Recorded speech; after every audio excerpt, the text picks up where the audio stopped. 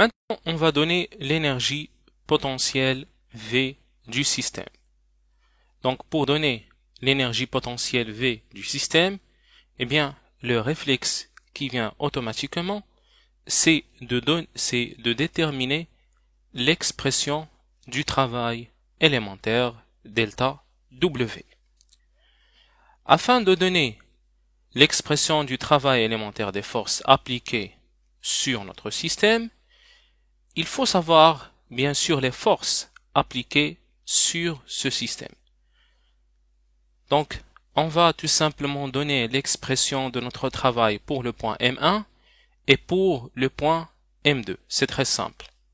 Les forces appliquées sur le point M1, on a ici un fil. Donc, il est dit, voilà. Donc, ces deux boules, ils sont liés par un fil inextensible.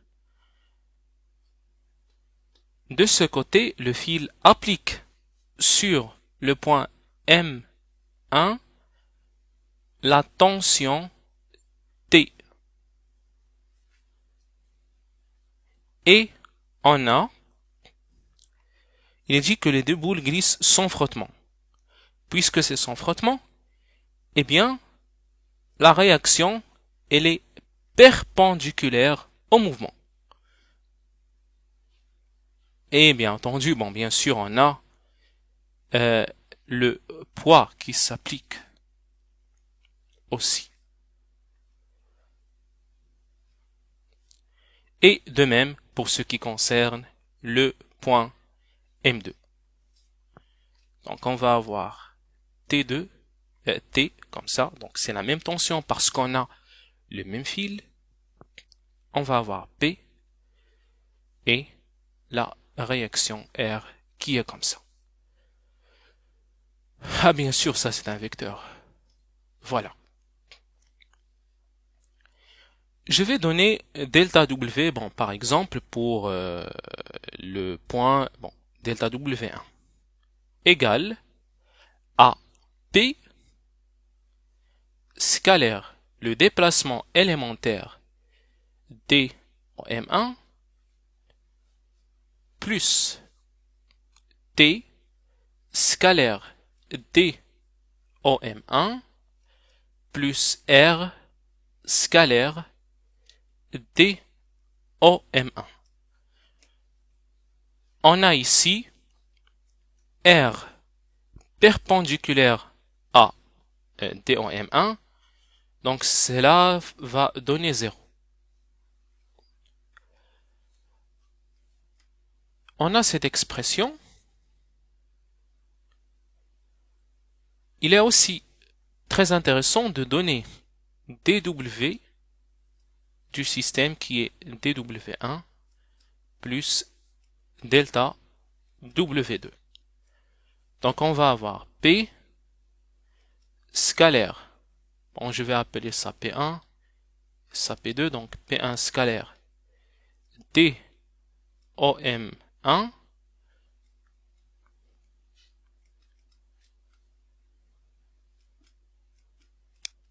plus P2 plus T scalaire D OM2.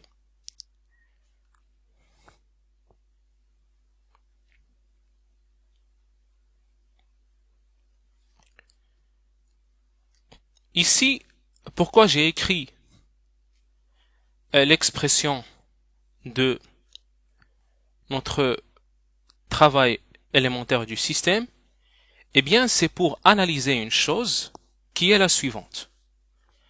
Vous voyez ce T scalaire DOM1 plus T scalaire DOM2, eh bien, ça va donner 0. Pourquoi? Si on imagine que le fil bouge d'une certaine quantité, par exemple, s'il bouge dans cette direction. Si on a une variation DOM1,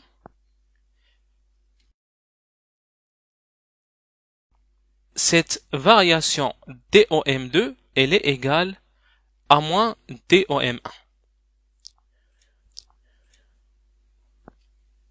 Donc, s'il va bouger, donc il va par exemple, cette quantité va s'ajouter, cette quantité qui s'ajoute ici, elle se retranche là. Et ils sont opposés. C'est pour cette raison qu'on va avoir ici 0. Donc, ce qu'on va avoir, donc bien sûr, vous pouvez faire le calcul, si vous voulez. Bon, on peut le faire si vous voulez après. Donc, on trouve pour delta W, P1 scalaire DOM1. Donc, pour cette quantité, donc, on a P1 U1, non, P, donc, P scalaire DR1 U1 plus, donc ici c'est M1G plus M2G, donc G comme ça, voilà, DR2 U2. Donc il reste tout simplement à déterminer ce produit scalaire.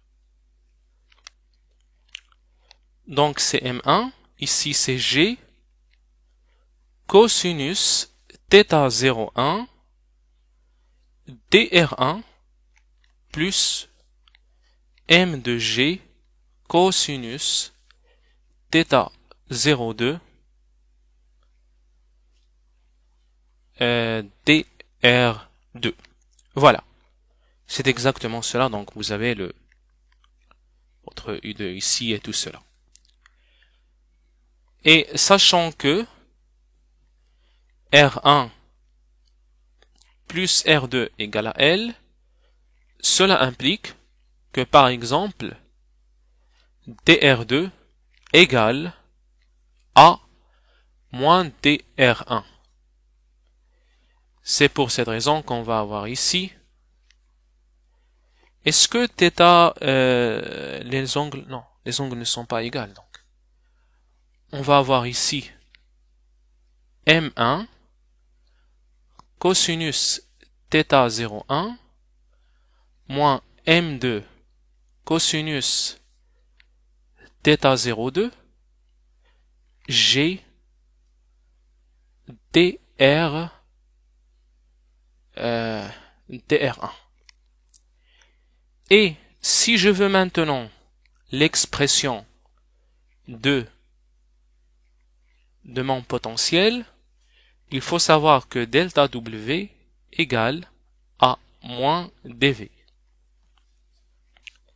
Donc ici, juste une remarque. Vous voyez bien que ici on a delta et on a des droits. Pourquoi dans ce cas-là, on a le droit d'écrire delta W est égal à moins dV? Parce que on n'a pas de frottement. Et comme vous pouvez le voir, puisque vous n'avez pas de frottement, cette réaction ne travaille pas. Autrement dit, sa puissance est nulle. C'est pour cette raison qu'on a le droit de faire cela. C'est-à-dire, autrement dit, il n'y a pas. Donc, si vous avez des frottements, vous ne pouvez pas inclure les forces de frottement dans cette expression. Donc, il faut faire attention. Donc, cela implique que dV égale à M2 cos θ 02 moins M1 cos θ 01 G R1 GDR1. Et si je veux l'expression de dV, ce n'est autre que tout cela GR1 et on ajoute une constante.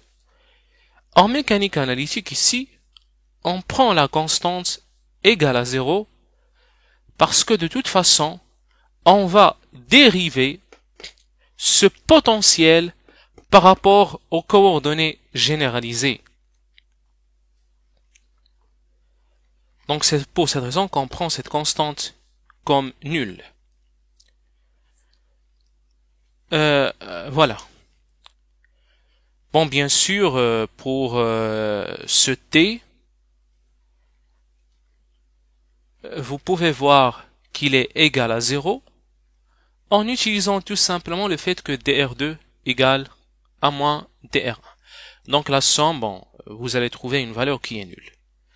Maintenant, l'autre approche qu'on peut faire pour donner l'expression de ce potentiel, c'est d'abord remarquer que cette quantité va s'annuler avec l'autre et il ne va rester que le travail du poids. Puisque ce n'est que le poids qui travaille, on peut utiliser la technique suivante. Donc ça c'est pour le poids. Vous avez votre axe comme ça, il est ascendant. Puisqu'il est ascendant, vous pouvez écrire directement que V égale, donc pour M1, c'est M1G Z1, pour M2, c'est M2 G Z2. Donc il est ascendant, donc on a ici plus. Parce que l'axe, il est ascendant. Et à partir de ce moment-là, donc ça c'est θ 0,1, θ 0,2. À partir de ce moment-là, comme on a dit, vous pouvez, donc vous dites que Z1 égale à moins, donc ici, pour le Z1, on va trouver moins R1 cosinus θ 0,1. Pour Z2, c'est moins R2 cosinus θ 0,2. Donc, vous savez pourquoi on a ajouté ce signe moins? Parce que de ce côté, les Z sont négatifs. C'est tout simplement cela. Donc, et vous ajoutez une constante. Bien sûr, on ajoute une constante. Et pour trouver exactement cette expression, donc on peut dire V égale à M1, donc on va avoir moins M1 R1 cosinus θ 0,1 G, d'accord, moins M2 R2 cosinus θ 0,2 G, voilà, plus une constante. Eh bien, vous allez me dire, mais c'est pas la même expression. Mais attendez s'il vous plaît, vous allez voir ce qu'on va faire. On va tout simplement dire que R1 plus R2 égale à L. Ce qui implique que R1 égale à L moins R2. D'accord? L moins R2, voilà. Ou plutôt R2 égale à L moins R1. Donc ici, je vais avoir moins M1, R1, cos θ 0,1, G, plus M2, R1, cos θ 0,2 G, cos θ 0,2 G, plus une autre constante prime. On va avoir la même expression. Parce que le R2, vous avez ce L qui est une constante, qu'on multiplie par M2 cos θ 0,2 G qui est une constante. Donc ça va s'ajouter avec cette autre constante. Donc j'espère que tout cela est bien clair. Donc ce qui est intéressant dans cet exercice, les techniques qu'il faut retenir, c'est cette technique. D'abord, donc pour ce qui concerne le poids, si vous avez votre axe qui est, si votre axe, il est ascendant, V, c'est mgz.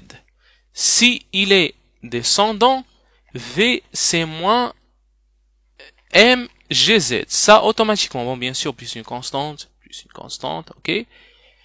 Et aussi, un réflexe, on vous demande de déterminer l'énergie potentielle, pensez à delta W égale A moins dV.